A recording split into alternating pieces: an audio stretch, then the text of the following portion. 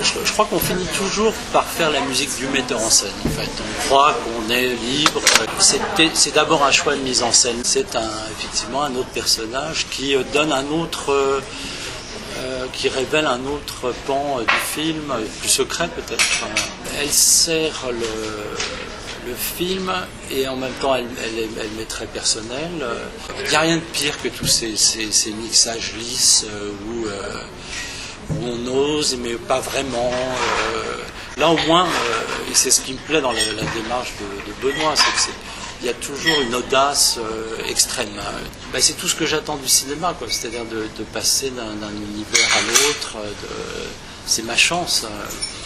Et d'essayer à la fois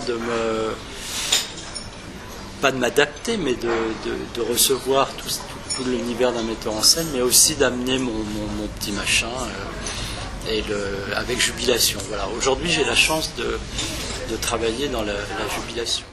C'est plus commode pour moi de faire des musiques angoissantes que des musiques de comédie. C'est amusant. J'aimerais faire un film d'horreur. Il n'y a rien de pire que la musique comique. Enfin, la musique... Quels sont les réalisateurs avec lesquels il est plus facile à travailler? Ce sont ceux qui nous font confiance. Si je sens qu'il y a des doutes, des remises en question permanentes, je perds mes moyens. J'ai besoin que le metteur en scène me laisse une liberté qui est quand même dépendante du film, parce qu'on est évidemment, mais à l'intérieur de cette contrainte, une grande liberté et confiance. Mais avec Benoît, il suffit de parler, et j'ai l'impression que dès qu'il s'exprime, je comprends ce qu'il attend de la musique. Alors il peut ne rien connaître à la musique, si sa confiance et son respect, son demande de liberté, sa demande de liberté est grande, moi voilà, c'est le rêve. Faire un casting, c'est-à-dire de faire une maquette à plusieurs compositeurs et que ce soit choisi, alors ça c'est vraiment, c'est comme les commissions, quoi.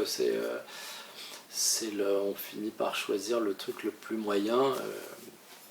Je trouve la musique c'est un choix de metteur en scène, donc il faut que le metteur en scène se dise voilà, c'est le musicien qu'il me faut pour ma musique, pour mon film, et point. Pour moi la pression c'est ce qu'il y a de pire.